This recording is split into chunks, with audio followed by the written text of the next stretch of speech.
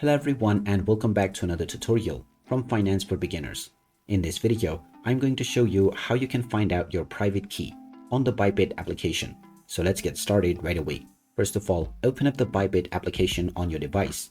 And if you haven't logged in already, proceed forward with your email address or phone number and your password. After logging in, you may end up within the exchange page. So tap on Web3 from the top section to enter your wallet.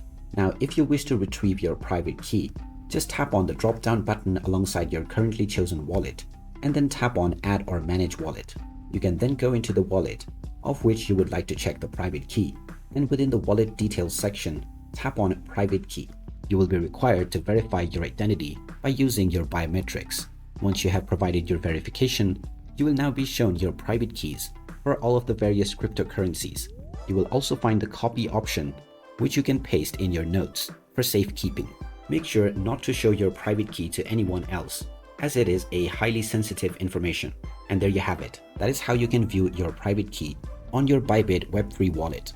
If you find this video helpful, don't forget to hit that like button and subscribe to our channel for more useful tips and tutorials. Thanks for watching, and I'll see you again in the next one.